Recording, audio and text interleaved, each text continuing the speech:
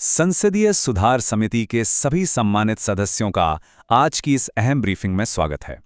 एक senior legal consultant के तौर पर आज मैं आपके सामने भारत की सेंटेंसिंग पॉलिसीज यानी सजा तय करने के हमारे कानूनों में मौजूद उन ढांचागत खामियों का विश्लेषण पेश करूंगा जिन पर तुरंत ध्यान देना बहुत जरूरी है। तो आइए बिना किसी देरी के इस एक्सप्लेनर की शुरुआत करते हैं।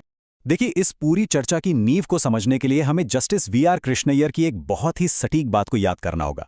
उन्होंने कहा था कि सजा सुनाने की मानवीय कला भारतीय आपराधिक प्रणाली का एक अविकसित हिस्सा बनी हुई है। और सच कहूं तो ये कोई अतिशयोक्ति नहीं है।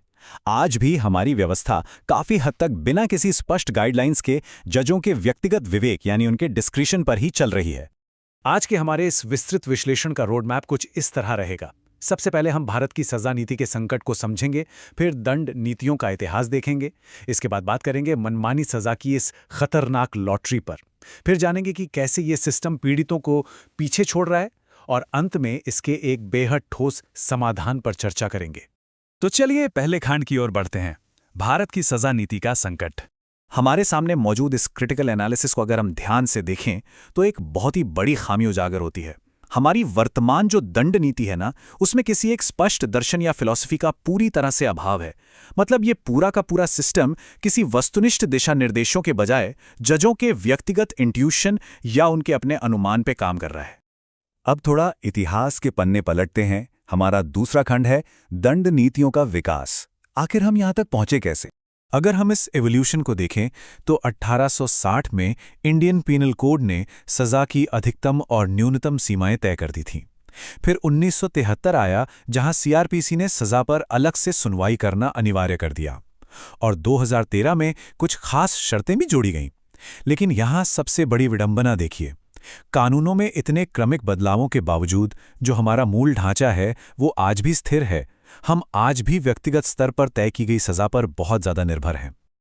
और यहीं से शुरू होता है हमारा तीसरा और सबसे अहम मुद्दा, द लीथल डिस्क्रेशन लॉटरी, यानी अनिश्चितता का वो खेल जो किसी की जान भी ले सकता है। आखिर हमारे सिस्टम में इतनी असंगतता क्यों है? इसके 4 मुख्य कारण हैं। पहला, व्यक्तिगत स्तर पर सजा तय करना। दूसरा, सजा के किसी स्पष्ट और सुसंगत उद्देश्य का न होना। तीसरा, जजों के फैसलों में होने वाला भारी बदलाव। और चौथा, किसी वैधानिक मार्गदर्शन या स्टैट्यूटरी गाइडेंस की पूरी तरह से कमी। ये चारों चीजें मिलकर एक ऐसा सिस्टम बनाती हैं जहां एकरूपता की उम्मीद करना लगभग नामुमकिन है। अब इस मनमानी सजा के नतीजे कितने खतरनाक हो सकते हैं, इसे हम लहना बनाम हरियाणा राज्य के बहुत चर्चित मामले से समझ सकते हैं। इस केस के डिटेल्स हमें एक डरावनी सच्चाई दिखाते हैं। मान लीजिए अपराध बिल्कुल एक जैसा है, तथ्य बिल्कुल समान है, लेकिन सिर्फ जज के बदल जाने से फैसला पूरी तरह बदल जाता है।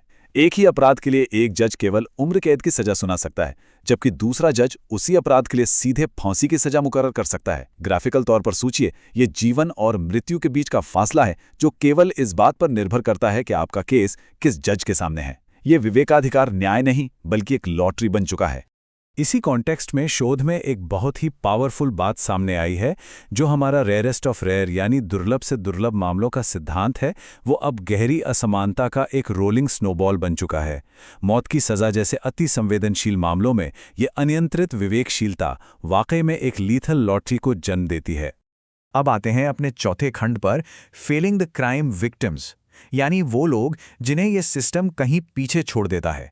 इस पूरे कानूनी बहस में एक सवाल जो हमें खुद से पूछना चाहिए, अपराध के शिकार उस पीड़ित का क्या? आज की हमारी नीतियां लीगल प्रोसेस में पीड़ित को सिर्फ एक दर्शक या सिफर मानकर छोड़ देती हैं, जहां उनके अधिकारों की बात मानो कहीं बैकग्राउंड में ही खोकर रह जाती है।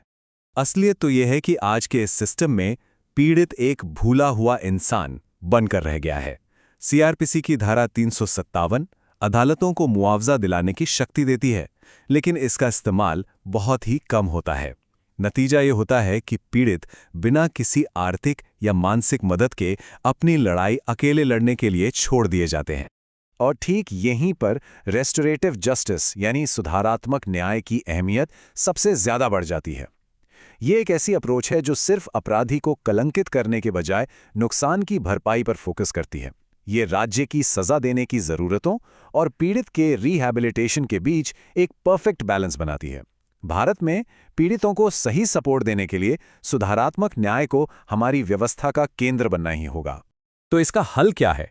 खंड 5 द सेंटेंसिंग काउंसिल सॉल्यूशन, एक व्यावहारिक रास्ता। पूरे देश की अदालतों में फैसलों को स्टैंडर्डाइज करने के लिए सेंटेंसिंग काउंसिल का गठन सबसे असरदार कदम है। इसके काम करने के 3 स्पष्ट चरण होंगे। पहला, पूरे देश के लिए नेशनल सेंटेंसिंग गाइडलाइंस बनाई जाएं। दूसरा, सजा की एक न्यूनतम और अधिकतम सीमा तय की जाए। और तीसरा, जो सबसे जरूरी है, अगर कोई जज इन गाइडलाइंस से हटकर फैसला सुनाता है तो उसे इसके लिए लिखित कारण दर्ज करने ही होंगे। इसके साथ साथ कुछ और पॉलिसी सप्लीमेंट्स भी अनिवार्य हैं, जैसे कि प्री सेंटेंसिंग रिपोर्ट्स को मैंडेटरी करना, ताकि जजों के फैसले व्यक्तिगत पूर्वाग्रहों पर नहीं बल्कि ठोस तथ्यों पर आधारित हों। इसके अलावा विक्टिम कंपनसेशन फंड्स को अपग्रेड करना और दंड देने की एक स्पष्ट फिलॉसफी तय करना बहुत जरूरी है। यही वो कदम है जो इस सिस्टम में सही मायनों में एकरूपता लाएंगे। मुझे उम्मीद है कि इस विश्लेषण ने सेंटेंसिंग पॉलिसीज की कमियों और उनके समाधानों को आपके सामने स्पष्ट किया होगा। कानूनी विश्लेषण और सुधार नीतियों के ऐसे ही रेगुलर अपडेट्स के लिए कृपया चैनल को सब्सक्राइब जरूर करें और न्याय प्रणाली में सुधार के प्रति जागरूकता बढ़ाने के लिए मेरी आप सभी से रिक्वेस्ट है कि इस वीडियो को अपने प्रोफेशनल नेटवर्क्स, अपने दोस्तों और रिश्तेदारों के साथ ज़्यादा से ज़्यादा शेयर करें।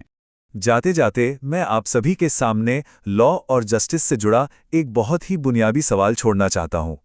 क्या कोई न्याय प्रणाली वास्तव में न्यायपूर्ण कही जा सकती है अगर उसके अंतिम नतीजे केवल किस्मत या लक ऑफ द ड्रॉ पर निर्भर हों? जरा सोचिएगा।